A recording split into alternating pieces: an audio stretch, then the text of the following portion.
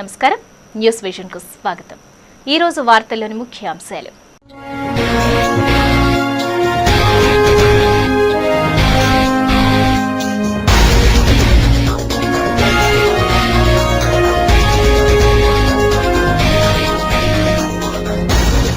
ఓట్ల లెక్కింపు ప్రక్రియకు సర్వం సిద్ధం। 14 రౌండ్లు 3 గంటల వ్యవధిలో ఫలితాలు। తిరుపతి ఉప ఎన్నిక ప్రధానాధికారి ప్రసాద్ వెల్లడి।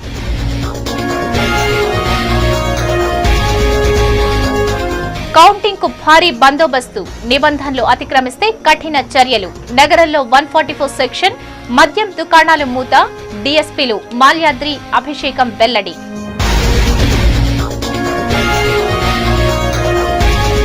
తుది ఘట్టానికి చేరుకున్న ఉప సంగ్రామం, గెలుపు ధీమాలో అభ్యర్థులు, ఉత్కంఠలో అభ్యర్థులు।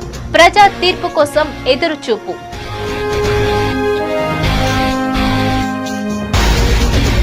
లక్ష్మీపేట బాధితులను ఆదుకోండి, దుండగులను కఠినంగా శిక్షించండి। దళిత సంఘాల డిమాండ్, వినూత్న రీతిలో నిరసన।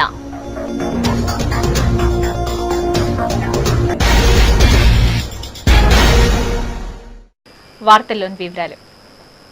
ఎన్నికల కమిషన్ నియమ నిబంధనలను ఉల్లంఘిస్తే కఠిన చర్యలు తప్పవని డీఎస్పీలు మాల్యాద్రి, అభిషేకం హెచ్చరించారు। శుక్రవారం కౌంటింగ్ సందర్భంగా ఏర్పాట్లపై డీఎస్పీలు మాల్యాద్రి, అభిషేకం విలేకరుల సమావేశంలో మాట్లాడారు।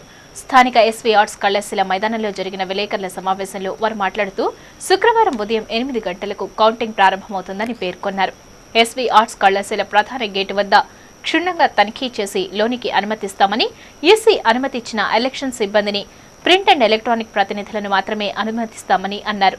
అలాగే కౌంటింగ్ సందర్భంగా నగరంలో ట్రాఫిక్ ఆంక్షలు విధించనున్నామని అన్నారు। శుక్రవారం ఉదయం నుంచి 144 సెక్షన్ అమలవుతుందని, నియమ నిబంధనలు అతిక్రమిస్తే కఠిన చర్యలు తప్పవని హెచ్చరించారు। గురువారం అర్ధరాత్రి నుంచి మద్యం దుకాణాలను మూసివేయబడుతుందని పేర్కొన్నారు।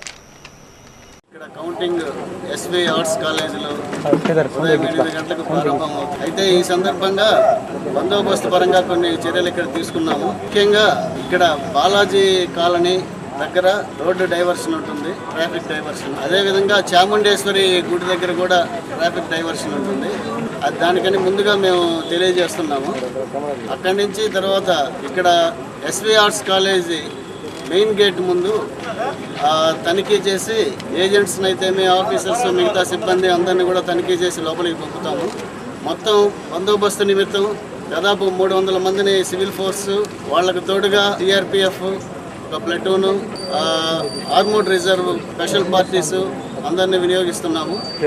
తర్వాత ముఖ్యంగా రేపు టౌన్లో 144 సెక్షన్ అమల్లో ఉంది। తర్వాత దాన్ని ఎవరు కూడా ముందస్తు పర్మిషన్ లేనిది ఊరేగింపులు తీయడము, తర్వాత ఈ టపాసులు, ఈ కాల్చడము, ఇటువంటివన్నీ నిషేధము। ముందస్తు పర్మిషన్ తీసుకోవాలి। రక్తదానంపై ప్రజల్లో ఉన్న అపోహలను తొలగించేందుకు జూన్ మాసం మొత్తం వివిధ రకాల అవగాహన సదస్సులను నిర్వహించేందుకు ప్రణాళికను సిద్ధం చేశామని blood bank medical officer RR Reddy తెలిపారు। ప్రపంచ స్వచ్ఛంద రక్తదాతల దినోత్సవం సందర్భంగా గురువారం తిరుపతిలోని శ్రీ వెంకటేశ్వర రామనారాయణ్ రుయా ఆసుపత్రిలోని బ్లడ్ బ్యాంక్లో క్రమం తప్పకుండా స్వచ్ఛందంగా రక్తదానం చేసే దాతలను మెడికల్ ఆఫీసర్ ఆర్ఆర్ రెడ్డి శాలువాలను కప్పి ఘనంగా సత్కరించారు।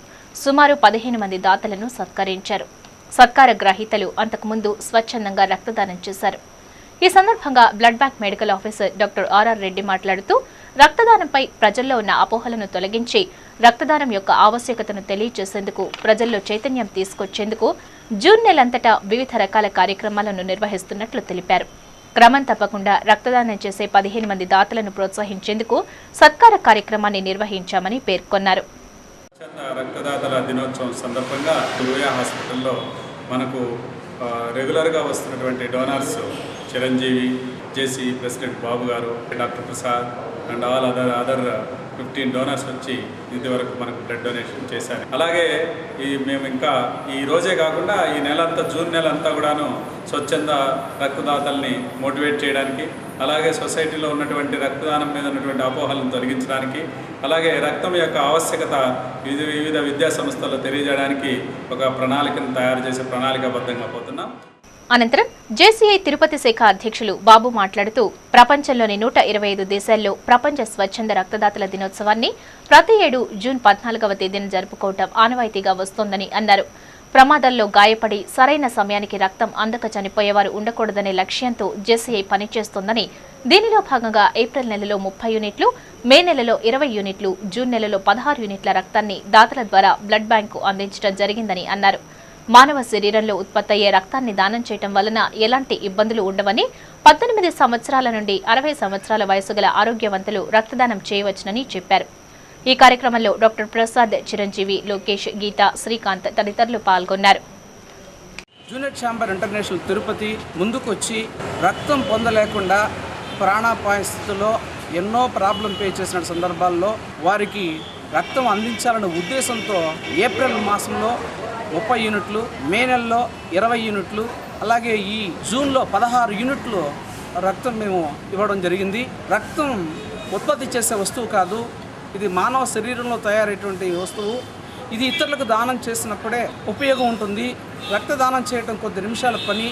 రక్తదానం చేసి పేద ప్రజల ప్రాణాలను కాపాడతారని కోరుకుంటున్నాను. రాష్ట్రంలోని 12 ప్రాంతాల్లో 18 అసెంబ్లీ నియోజకవర్గాలు, ఒక పార్లమెంట్ నియోజకవర్గానికి జరిగిన ఉప ఎన్నికల పోలింగ్ ఫలితాలను శుక్రవారం తెలియజేసేందుకు రాష్ట్ర ఎన్నికల కమిషన్ ఏర్పాట్లను పూర్తి చేసినట్లు భన్వర్లాల్ తెలిపారు. శుక్రవారం ఉదయం 8 గంటలకు 13 కేంద్రాల్లో ఓట్ల లెక్కింపు ప్రక్రియను ప్రారంభించనున్నారు. కౌంటింగ్ కేంద్రాల్లోకి సెల్ ఫోన్లు అనుమతించేది లేదని ఎన్నికల కమిషనర్ భన్వర్లాల్ స్పష్టం చేశారు. ప్రతి కౌంటింగ్ కేంద్రాల్లోనూ మీడియా సెంటర్ను ఏర్పాటు చేస్తామని తెలిపారు. గరిష్టంగా 12 నుండి 19 రౌండ్లలో ఓట్ల లెక్కింపును పూర్తి చేస్తామని అన్నారు. కౌంటింగ్ జరిగే ప్రాంతాల్లో గురువారం అర్ధరాత్రి నుండి మద్యం దుకాణాలను మూసివేయాలని పేర్కొన్నారు. కౌంటింగ్ కేంద్రాల వద్ద 3 అంచెల భద్రతా వ్యవస్థను ఏర్పాటు చేయనున్నట్లు చెప్పారు. మొదట నర్సాపురం ఫలితాలను ప్రకటించే అవకాశం ఉందని తెలిపారు. ఉపసంగ్రామం చివరి ఘట్టానికి చేరుకుంది. గెలుపు ధీమాలో ఉన్న అభ్యర్థుల్లో ఉత్కంఠ మొదలైంది. మండుటెండలో సైతం విస్తృత ప్రచారం చేసుకుని ప్రజల మద్దతును కూడగట్టుకునే ప్రయత్నం చేసిన అభ్యర్థుల తలరాతలు శుక్రవారం తేలనుంది. తిరుపతి నియోజకవర్గాన్ని ప్రతిష్టాత్మకంగా తీసుకున్న 3 పార్టీలలో ఉత్కంఠ మొదలైంది. గెలుపు తమదంటే తమదంటూ ధీమా వ్యక్తం చేస్తున్నారు. కాంగ్రెస్ సంక్షేమ పథకాలే తమ పార్టీ అభ్యర్థికి శ్రీరామరక్ష అని కాంగ్రెస్ కార్యకర్తలు అనుకుంటుంటే, వైఎస్ సంక్షేమ పథకాలు జగన్ కుటుంబంపై కాంగ్రెస్ కుట్రల కారణంగా ఏర్పడ్డ సానుభూతి వైఎస్ఆర్ కాంగ్రెస్ పార్టీ అభ్యర్థిని గెలుపు అంచులకు తీసుకెళ్తుందని ఆ పార్టీ కార్యకర్తలు భావిస్తున్నారు. ఇక తెలుగు తమ్ముళ్ల విషయానికొస్తే, తిరుపతిలో జరిగిన అభివృద్ధంతా టీడీపీ ఘనతేనని, తప్పక ప్రజలు తమ వైపే ఉన్నారని ఆ పార్టీ కార్యకర్తలు సైతం ధీమాలో ఉన్నారు. ఎవరి ధీమా ఎవరిదైనా తీర్పు ఇవ్వాల్సింది ప్రజలే కాబట్టి ప్రజా తీర్పు కోసం, కౌంటింగ్ క్షణాల కోసం అభ్యర్థులు, పార్టీ కార్యకర్తలు ఆసక్తిగా ఎదురుచూస్తున్నారు. ఇదిలా ఉండగా పోలైన ఓటింగ్ శాతం దృష్ట్యా ఆయా పార్టీ శ్రేణుల్లో కొంత నిరుత్సాహం ఎదురవుతోందని చెప్పక తప్పదు. ఎందుకంటే కేవలం 55% ఓటింగ్ జరగటం వల్ల పెద్దగా మెజారిటీని నమోదు చేసుకునే అవకాశం లేకపోయింది. ఏ అభ్యర్థి గెలిచినా 2000 నుంచి 7000 ఓట్ల మెజారిటీయే ఉంటుందని రాజకీయ విశ్లేషకులు, మేధావులు అంచనా వేస్తున్నారు. మరి ఎవరి తలరాతలు ఎలా ఉన్నాయో తెలుసుకోవాలంటే శుక్రవారం మధ్యాహ్నం వరకు వేచి ఉండాల్సిందే. కాణిపాకం శ్రీ వరసిద్ధి వినాయక స్వామి ఆలయ కార్యనిర్వహణాధికారి నియంతలా వ్యవహరిస్తూ గ్రామ ప్రజలకు త్రాగునీటి సౌకర్యం లేకుండా ఇబ్బందులకు గురి చేస్తున్నారని గ్రామస్తులు గురువారం చిత్తూరు జిల్లా అధికారులకు ఫిర్యాదు చేశారు. కాణిపాకం ఆలయం అభివృద్ధికి గ్రామస్తులు తమ పంట పొలాలు కూడా ఇచ్చారని, అయితే ఈవో శ్రీనివాసరావు గ్రామంలోని త్రాగునీటి బోర్ను కూడా సీజ్ చేశారని అన్నారు. గ్రామంలో 4 బోర్లు ఉండి 5000 మంది జనాభా ఉన్నారని తెలిపారు. ప్రస్తుతం ఆలయ ఈవో నిబంధనలు అతిక్రమించి బోర్లు డ్రిల్లింగ్ చేస్తూ త్రాగునీటి బోర్లలో నీరు ఇంకిపోయేలా చేస్తున్నారని, ఈ విషయమై జిల్లా అధికారులు స్పందించి చర్యలు తీసుకోవాలని గ్రామస్తులు రామ్నాయుడు, సెల్వం, గోపీనాథ్ తదితరులు డిఆర్ఓ ఒంగోలు శేషయ్య, ఆర్డీఓ కార్యాలయం ఈవో రవి, డిపిఓ శేషారెడ్డిలకు ఫిర్యాదు చేశారు. కాణిపాకం గ్రామ ప్రజలు తాగునీటి సమస్య విపరీతంగా ఉంది. 12 ఎకరాల 44 సెంట్లకు మేము ఇంత గతంలోనే కోర్టులో కేసు వేసి ఉన్నాం. ఆ భూమిలో మళ్ళీ పంచాయతీ వాళ్ళు కేసు వేసి ఉంటే ఆ భూమిలో గుడి వాళ్ళు బోర్ వేస్తున్నారు. పంచాయతీ బోర్కు 50 అడుగుల దూరంలో 4 బోర్లు పంచాయతీలో ఉంటే 1 బోర్ మాత్రం ఇస్తుంది డ్రింకింగ్ వాటర్. మిగతా 3 బోర్లలో నీళ్ళు రావడం లేదు. ఆ 1 బోర్ కూడా నిలిచిపోతే దాదాపు 5000 మంది ప్రజలు నీళ్ళకి ఇబ్బంది పడాలి. మేము ఎన్నిసార్లు ఈవోకి చెప్తే ఆయన అధికారం ఉంది, దుర్వినియోగం, బోరుకు పర్మిషన్ తీసుకోడు, ఏం చేయడు, మేము బోర్ వేసుకోవాలంటే ఎన్నో ఆఫీసులు చుట్టాలా. ఆయన పాటుకు ఆయన ఉండిలో డబ్బు ఉందని ఎత్తుకొని 4 బోర్లు 5 బోర్లు వేసుకొని ప్రజలకు ఇబ్బంది కలిగిస్తున్నాడు. దీని మీద న్యాయం కలిగించాలనేసి మేము కలెక్టర్ లక్ష్మీపేట దళితులపై జరిగిన మారణకాండకు నలుగురి హత్యకు రాష్ట్ర ప్రభుత్వం బాధ్యత వహించాలని ఆంధ్రప్రదేశ్ షెడ్యూల్డ్ కులాల సంక్షేమ సంఘం రాష్ట్ర అధ్యక్షులు పరమశివం డిమాండ్ చేశారు. లక్ష్మీపేటలో దళితులపై జరిగిన దమనకాండను నిరసిస్తూ గురువారం తిరుపతిలో దళిత సంఘాల నాయకులు వినూత్న రీతిలో తమ నిరసనను తెలియజేశారు. అంబేద్కర్ విగ్రహానికి పూలమాలలు వేసి నల్ల రిబ్బన్లతో కళ్లకు గంతలు కట్టుకుని నిరసన తెలిపారు. లక్ష్మీపేటలో జరిగిన దాడి ఖండించండి, దుండగులను కఠినంగా శిక్షించండి అంటూ పెద్ద ఎత్తున నినాదాలు చేశారు. ఈ సందర్భంగా ఏపీ షెడ్యూల్డ్ కులాల సంక్షేమ సంఘం రాష్ట్ర అధ్యక్షులు పరమశివం మాట్లాడుతూ శ్రీకాకుళం జిల్లా వంగర మండలం లక్ష్మీపేటలో గత 2 సంవత్సరాలుగా నలుగుతున్న భూ వివాదాన్ని ప్రభుత్వం పరిష్కరించకుండా దళితుల పట్ల వివక్ష చూపటం వల్లే ఈ దుర్ఘటన జరిగిందని మండిపడ్డారు. ప్రభుత్వానికి ప్రజల సంక్షేమం కానీ దళితుల సంక్షేమం కానీ పట్టడం లేదని, కేవలం ధనార్జనే ధ్యేయంగా పనిచేస్తోందని ఆరోపించారు. పెత్తందారులు 4 దళితులను అతి కిరాతకంగా నరికి చంపితే ప్రభుత్వం కానీ అధికారులు కానీ మౌనంగా ఉండటం దారుణం అన్నారు. గతంలో కూడా సీఎం సొంత జిల్లాలో ఇలానే జరిగిందని, ఇప్పుడు శ్రీకాకుళంలో జరిగిందని ఆవేదన వ్యక్తం చేశారు. దళిత మంత్రి ప్రాతినిధ్యం వహిస్తున్న నియోజకవర్గంలో ఇలాంటి ఘటనలు జరగటం దౌర్భాగ్యమని ధ్వజమెత్తారు. హత్యలకు కారకులైన వారిని అరెస్టు చేసి కఠినంగా శిక్షించాలని, లేని పక్షంలో దళిత సంఘాల ఆధ్వర్యంలో తిరుపతి నుండి శ్రీకాకుళం వరకు పాదయాత్రలు చేస్తామని, పెద్ద ఎత్తున ఆందోళన కార్యక్రమాలకు దిగుతామని హెచ్చరించారు. ఈ నిరసన కార్యక్రమంలో దళిత సంఘాల నాయకులు ధనశేఖర్, భాస్కర్, ఐజయ్య, ప్రసాదరావు, మధు, ముత్తు, ప్రభాకర్, చంద్రశేఖర్ తదితరులు పాల్గొన్నారు. ఈ రాష్ట్రంలో దళితులు వాళ్లకు భూమి హక్కు ఉండకూడదు, భూమి అడిగితే చంపేస్తాం మేము అనేటువంటి ఒక నినాదాన్ని ఈరోజు శ్రీకాకుళం నుంచి మొదలుపెట్టారు. దీన్ని బట్టి ఏమర్థమవుతుందంటే దళితులు మాత్రం ఆస్తిని కలగకూడదు, ఆస్తి వాళ్ళకు ఉండకూడదు, భూమి ఉండకూడదు, వాళ్ళకి సంబంధించిన భూమిలో కూడా వాళ్ళు ప్రవేశించకూడదు అని అర్థమవుతా ఉన్నది.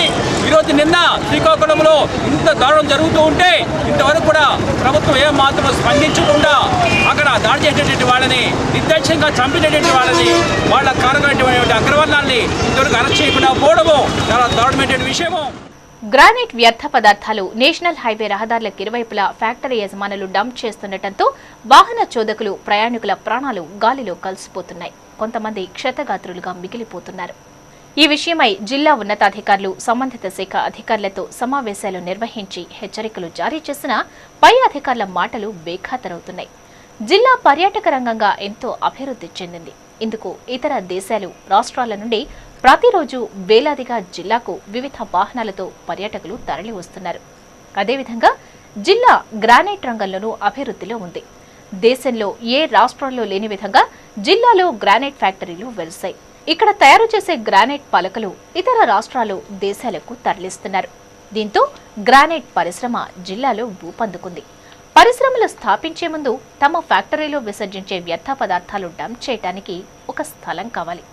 ఈ మేరకు మైన్ అధికారులు పరిశీలించి పరిశ్రమకు అనుమతి మంజూరు చేయాలి.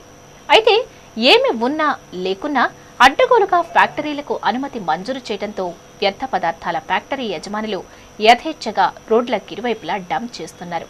ఇటీవల జిల్లాలో వాహన రాకపోకలు అధికమయ్యాయి. దీనికి తోడు రోడ్డు ప్రమాదాలు అధికమవుతున్నాయి. ప్రమాదం జరిగిన ప్రదేశంలో గ్రానైట్ వ్యర్థాలు ఉండటంతో అక్కడికక్కడే ప్రజలు ప్రాణాలు కోల్పోతున్నారు. కొంతమంది శాశ్వతంగా క్షతగాత్రులవుతున్నారు.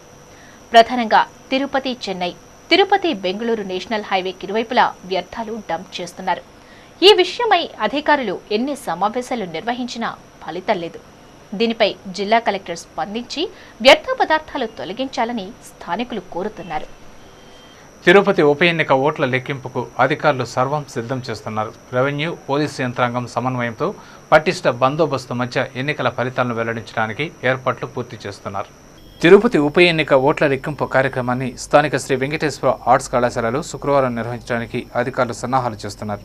ఎన్నికల కౌంటింగ్ నిర్వహణ పటిష్టంగా చేసేందుకు ఎన్నికల ప్రధాన అధికారి RDO Prasad, urban SP Prabhakar Rao ఏర్పాట్లను పరిశీలించి అధికారులతో సమీక్షించారు. ఎలాంటి అనుమానాలకు తావు లేకుండా ఉండేందుకు కౌంటింగ్ హాల్లో సీసీ కెమెరాలను ఏర్పాటు చేశారు. ఈవీఎంలను ఉంచిన స్ట్రాంగ్ రూమ్ వద్ద గట్టి భద్రతను ఏర్పాటు చేశారు. ఈ సందర్భంగా ఎన్నికల ప్రధాన అధికారి ఆర్డీఓ ప్రసాద్ మాట్లాడుతూ ఎన్నికల కౌంటింగ్ నిర్వహణ పటిష్టంగా ఏర్పాటు చేస్తున్నట్లు తెలిపారు. ఇందులో భాగంగా 14 టేబుళ్లు, ఒక మెయిన్ టేబుల్ ఏర్పాటు చేయడం జరిగిందన్నారు. మెయిన్ టేబుల్ వద్ద ఎన్నికల పరిశీలకులు, ఎన్నికల ప్రధాన అధికారితో పాటు అభ్యర్థి కానీ వారి తరపున ఒక ఏజెంట్ కానీ ఉండవచ్చునని తెలిపారు. మిగిలిన 14 టేబుళ్ల వద్ద అభ్యర్థి నియమించుకున్న ఏజెంట్ ఉండవచ్చునని అన్నారు. శుక్రవారం ఉదయం 8 గంటలకు లెక్కింపు కార్యక్రమాన్ని ప్రారంభించి 3 గంటల వ్యవధిలో ఫలితాలను వెల్లడించేందుకు సన్నాహాలు చేస్తున్నట్టు పేర్కొన్నారు. కౌంటింగ్ కేంద్రంలోకి సెల్ ఫోన్లు అనుమతించేది లేదన్నారు. ప్రతి టేబుల్కు ఓ కెమెరామెన్ను ఏర్పాటు చేసి లెక్కింపు కార్యక్రమాన్ని చిత్రీకరించనున్నామని, మీడియాను కౌంటింగ్ కేంద్రంలోకి అనుమతించమని అన్నారు. వారికి ప్రత్యేకంగా మీడియా సెల్ను ఏర్పాటు చేస్తున్నట్లు చెప్పారు. కౌంటింగ్ రోజున ఎలాంటి అవాంఛనీయ సంఘటనలు జరగకుండా ఉండేలా గట్టి పోలీసు బందోబస్తును ఏర్పాటు చేయడం జరిగిందన్నారు. ఏర్పాట్లను పరిశీలించిన వారిలో ASP Subrahmareddy, DSP Shankar, MVS Swamy, ప్రభుత్వ అధికారులు, సిబ్బంది ఉన్నారు. కౌంటింగ్ మార్నింగ్ 8 o'clock స్టార్ట్ అవుతుంది. దానికి కావాల్సిన ఏర్పాట్లన్నీ కూడా చేయడం జరుగుతుంది. రౌండ్ కూడా 14 టేబుల్స్ ఉంటాయి. ఈ 14 టేబుల్స్ కూడా ఒక మైక్రో అబ్జర్వర్ ఎక్స్క్లూజివ్గా పెట్టడం జరిగింది. అట్లాగే మెయిన్ టేబుల్ మీద రిటర్నింగ్ ఆఫీసర్, అట్లాగే అబ్జర్వర్ గారు, క్యాండిడేట్స్ అంతా కూడా ఉంటారు. సో దీనికి కావాల్సిన ఏర్పాట్లన్నీ కూడా చేయడం జరిగింది. ఇంకా ఈసారి ప్రత్యేకం ఏంటంటే ప్రతి టేబుల్ కూడా ఒక వీడియో కెమెరా పెట్టి దాన్ని ప్రాసెస్ అంతా కూడా రికార్డ్ చేయడం జరుగుతుంది. దీనికి కావాల్సిన ఏర్పాట్లు కూడా చేయడం జరిగింది.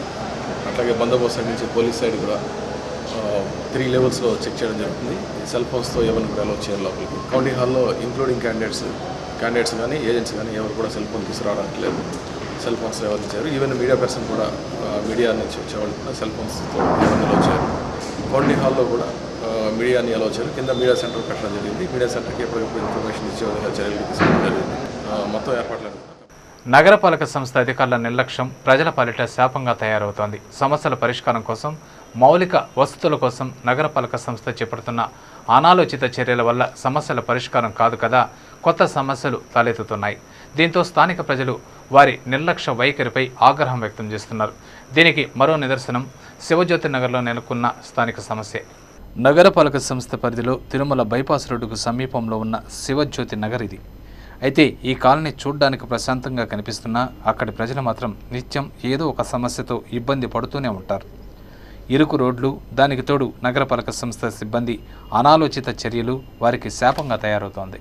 వర్షాకాలంలో పెద్ద కాలువ ముంపుతో భయభ్రాంతులకు గురయ్యే ఆ కాలనీ వాసులు ఇప్పుడు పబ్లిక్ అండ్ హెల్త్ డిపార్ట్మెంట్, నగరపాలక సంస్థ అధికారుల నిర్లక్ష్యం వల్ల అనారోగ్యం బారిన పడుతున్నారు. కపిలతీర్థం, మాల్వాడిగుండ జలాశయాలను అనుసంధానం చేస్తూ వర్షపు నీటిని మళ్లించేందుకు నిర్మించిన కాల్వలు పబ్లిక్ అండ్ హెల్త్, ఇంజనీరింగ్ విభాగాల సిబ్బంది అండర్ డ్రైనేజీ పనులను అస్తవ్యస్తంగా చేసి వదిలేశారు. కాల్వకు అడ్డంగా అడుగు భాగం నుంచి 1.5 అడుగు ఎత్తు వరకు పైప్ లైన్ ఏర్పాటు చేయడంతో మురుగునీరు నిల్వ ఏర్పడి కొత్తగా అనారోగ్య సమస్యలకు కారణమవుతోందని కాలనీవాసులు వాపోతున్నారు. దీనిపై సంబంధిత అధికారులను సంప్రదించి ఎన్నిసార్లు ఫిర్యాదు చేసినా పట్టించుకునే నాదులే లేదని ఆవేదన వ్యక్తం చేశారు. ఇక్కడ చాలా నిరుపేదలు నివసిస్తున్నారు. ఒకవేళ ఎటువంటి క్రోనికల్ డిసీజెస్ అటాక్ అయినా కూడా దాన్ని హాస్పిటల్లో చూపించుకుంటే స్తోమత లేని చాలా బీదవాళ్ళు ఉన్నారు. ఇక్కడ ఇటువంటి బీదవాళ్ళు ఉండే ఏరియాలో ఈ విధంగా నీళ్లు స్టాగ్నేషన్ చేసి దోమలు రాత్రులు అయితే అసలు ఉండలేరు. మా గుడికి ఏదో కొంచెం కలెక్షన్ వస్తుంది, అది కూడా రావడం లేదు. ఎవరు రావడం లేదు, గుడికే రావడం లేదు. వాసన తట్టుకోలేదు, అంత దుర్గంధంగా ఉంది. కాబట్టి ఆఫీసర్లు ఇప్పటికైనా దీనిపైన చర్య తీసుకొని ఒకసారి ప్రత్యేకంగా పరిశీలి చేసి ఈ సమస్యను పూర్తి చేయాలని చెప్పి నేను కోరుచున్నాను. బావుల్లో నీళ్ళు వీకిపోయేసి నీళ్ళు కాలుష్యం అయిపోయింది. పిల్లకాయలకి జ్వరాలు, దోమల వల్ల జ్వరాలు, మలేరియా ఇటువంటి జబ్బులు వస్తున్నాయి. ఇక్కడ ఈ స్లమ్ ఏరియా కాబట్టి వాళ్ళు హాస్పిటల్ తీసుకునే స్థితిలో కూడా వాళ్ళు లేరు. ముఖ్యంగా ఇక్కడ భక్తులు గుడికి భక్తులు వస్తారు. వాళ్ళకి వాసన తట్టుకోలేకుండా గత 4 రోజులుగా గుడికి కూడా ఎవరు రావడం లేదు.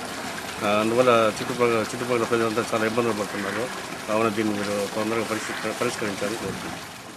మురుగునీరు నిల్వ కావడంతో బావులు, తాగునీరు కలుషితమవుతోందని, తద్వారా పిల్లలు, వృద్ధులు అనారోగ్యం బారిన పడుతున్నారని వాపోయారు. దీనికి తోడు దుర్వాసన, దోమల బెడద విపరీతంగా పెరిగిపోతుండడంతో ఇళ్లలో ఉండలేకపోతున్నామని, ఇప్పటికైనా సంబంధిత అధికారులు స్పందించి సమస్యను పరిష్కరించాలని ప్రాధేయపడ్డారు. పైప్ లైన్ యువతల రోడ్డు నుంచి అవతల రోడ్డుకి సుమారు 20-25 అడుగుల పైప్ లైన్ కాలువకు అడ్డంగా వేసేసి మురుగునీరు పోకుండా దాన్ని పట్టించుకోకుండా సుమారు 1 నెల రోజులు, పోయిన నెల 16-17 తేదీల్లో స్టార్ట్ చేసిన వరకు ఇది దోమల ఎఫెక్టు జనాలపైన జ్వరాలు, మలేరియా ఇట్లాంటి ప్రాబ్లమ్స్. కంప్లైంట్ ఇచ్చేది 103కి కంప్లైంట్ కూడా ఫోన్ ద్వారా కంప్లైంట్ చేసి ఉన్నాము.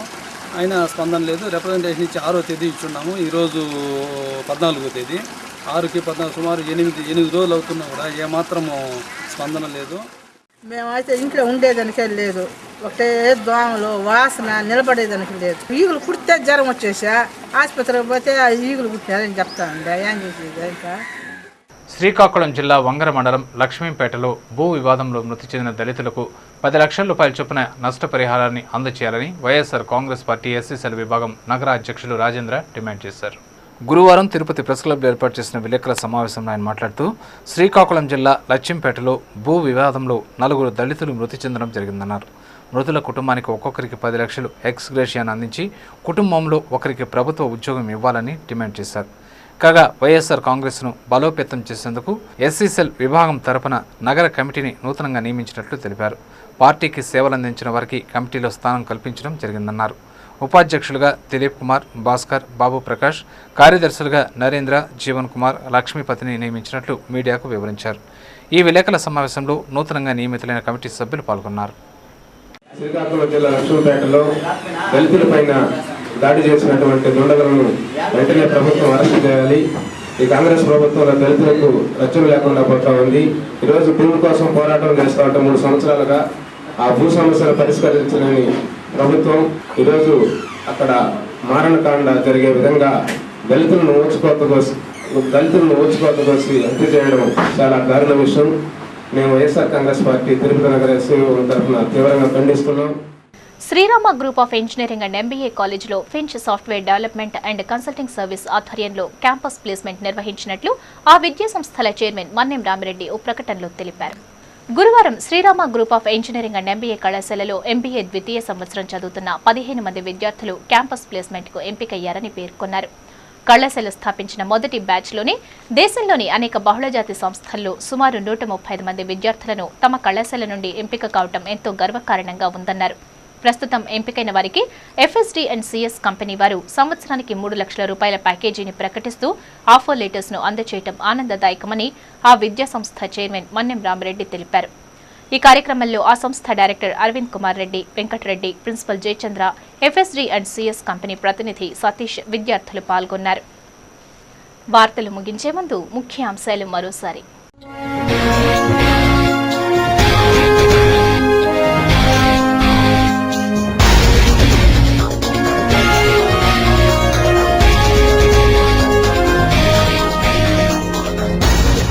ఓట్ల లెక్కింపు ప్రక్రియకు సర్వం సిద్ధం. 14 రౌండ్లు, 3 గంటల వ్యవధిలో ఫలితాలు. తిరుపతి ఉప ఎన్నిక ప్రధానాధికారి ప్రసాద్ వెల్లడి.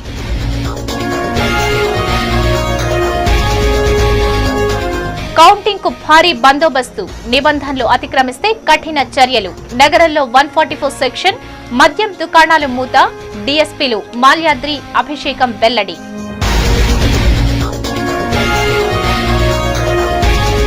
తుది ఘట్టానికి చేరుకున్న ఉప సంగ్రామం. గెలుపు ధీమాలో అభ్యర్థులు, ఉత్కంఠలో అభ్యర్థులు. ప్రజా తీర్పు కోసం ఎదురుచూపు.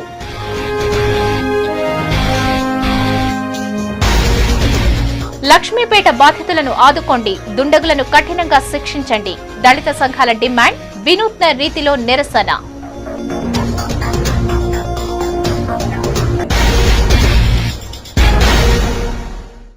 ఈ వార్తలు ఇంతటితో సమాప్తం. సమగ్ర సమాచారంతో న్యూస్ విజన్లో మళ్ళీ కలుసుకుందాం. అంతవరకు సెలవు. నమస్కారం.